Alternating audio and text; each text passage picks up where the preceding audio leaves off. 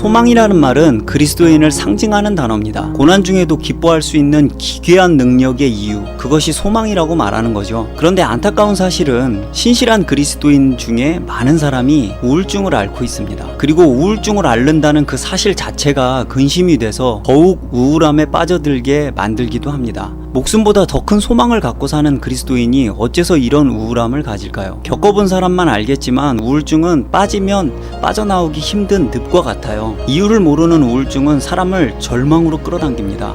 키에르케고르는 절망을 죽음에 이르는 병이라고 말해요. 사실 신앙을 이유로 밖으로 드러내지는 않지만 그리스도인이 많이 느끼는 감정이 고독함과 우울함입니다.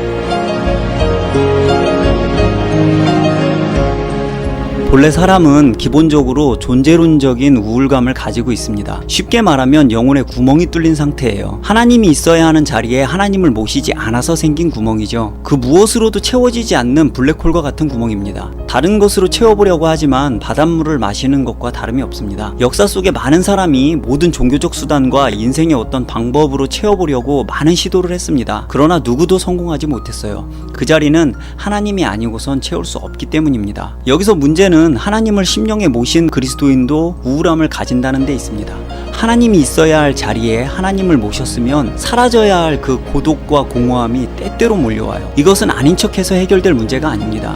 기독교인의 가장 안 좋은 행위는 외식이에요. 기쁜 척, 행복한 척 하면 문제가 커질 뿐입니다. 어떤 이들은 그리스도인의 우울증을 온갖 이유를 찾아서 해명하려고 합니다. 이것을 안 지켜서 그렇다, 무엇을 안 해서 그렇다, 또는 어떤 방법대로 하지 않아서 그렇다 등등 수학 공식을 풀듯이 답을 제시하죠. 아니면 너무 뻔한 모범답안 같은 말을 읊어대는 경우도 있습니다. 부분적으로는 그런 말이 답이 되기도 해요. 그러나 우울함에 빠져본 그리스도인은 알겠지만 그런 소리는 그냥 소음처럼 느끼는 경우가 더 많습니다. 왜냐하면 그리스도인이 느끼는 우울함은 보통 사람이 느끼는 우울함과는 근본적으로 다르기 때문입니다.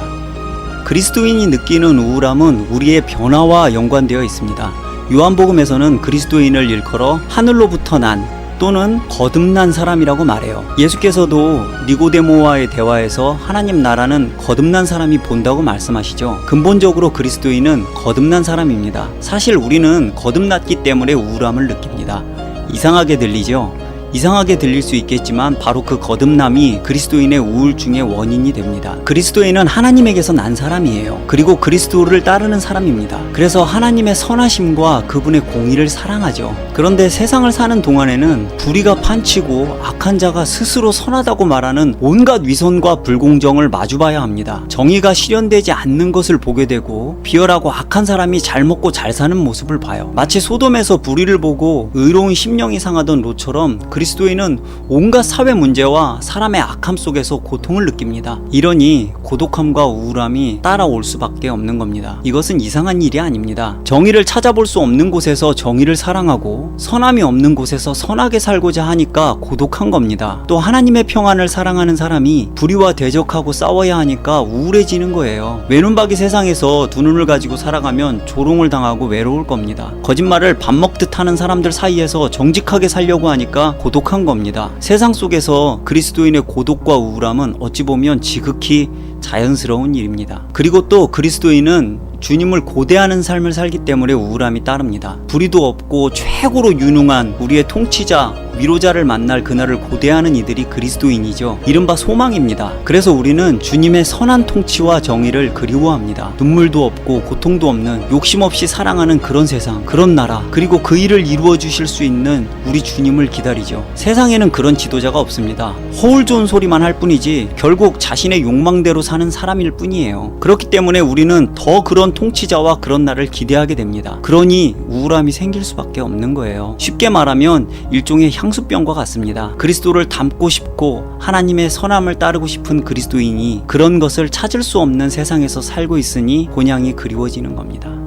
사랑하는 사람을 장시간 보지 못하게 되었을 때도 그 사실은 우리를 슬프게 합니다. 하물며 집에 돌아갈 수도 없는 곳에서 집을 그리워하는 사람이 어떻게 우울하지 않을 수가 있을까요? 당연히 그날만 고대하고 살지 않겠습니까? 그러고 보면 그리스도인이 때때로 우울함을 느끼는 것은 너무 자연스러운 일입니다. 그 우울함의 정체는 한숨도 눈물도 사라지는 주님의 날에 대한 우리의 소망이 크기 때문에 생기는 일종의 반작용 같은 겁니다. 하나님께로부터 난 사람은 하나님의 나라를 그리워하는 것이 당연해요. 그의 선하심과 공의와 사랑 많으심이 너무 그립죠. 그러니까 하나님을 믿음에도 때때로 밀려오는 우울함을 이상하게 여기지 않아도 됩니다. 당신의 그 우울함은 주님을 향한 그리움, 하나님의 나라를 향한 당신의 소망을 반증해 주는 것이기 때문입니다. 교회와 예배가 중요한 것은 그리스도인이 소망을 나누고 기쁨을 회복할 수 있는 공동체이기 때문입니다. 믿지 않는 사람은 우리의 소망을 말하면 조소를 날리고 조롱하죠. 우리는 그런 세상 속에서 그리스도의 향기를 지키려고 몸부림치면서 살고 있어요. 계속되는 공격과 어려움은 자신도 모르는 사이에 심령을 피폐하게 만듭니다. 그래서 우리에게는 믿음의 공동체가 필요해요. 그 공동체의 예배 속에서 우리는 위로받고 소망을 견고하게 세웁니다. 모닥불이 흩어지면 약해졌다가도 다시 모아놓으면 함께 타오르는 것과 같은 이치입니다. 같은 관심사와 공통의 화제를 가진 사람들이 만났을 때 어떤 일이 일어나는지 경험해 본 사람이라면 알 겁니다. 그처럼 같은 소망을 가진 그리스도인들이 예배로 모일 때 회복의 역사가 일어나는 겁니다. 성경에 이르기를 말세가 이르면 거짓이 만연함으로 사랑이 식어간다고 했어요. 불의가 득세함으로 정의가 고난을 겪습니다. 우리는 온갖 위선과 가식으로 무장을 한 사람이 뻔뻔하게 정의를 외치는 세상에서 살아요. 그 속에서 우울함을 넘어 절망에 빠지지 않으려면 우리에겐 참된 예배의 시간이 너무나도 소중합니다. 이런 이유로 다만 한 가지 구하는 것은 은혜 받는다고 착각하는 예배가 아닌 진정 하나님이 받으시는 하나의 예배가 드려지길 원합니다. 그 예배를 통해서 우리 소망이 하나가 되고 불처럼 타오르기를 바라고 기도합니다. 그래서 하나님이 없는 공허함과 우울함에 시달리는 이들에게 오히려 나눠줄 수 있을 만큼 넘치는 기쁨이 가득하기를 소원합니다. 그리스도인의 생각입니다.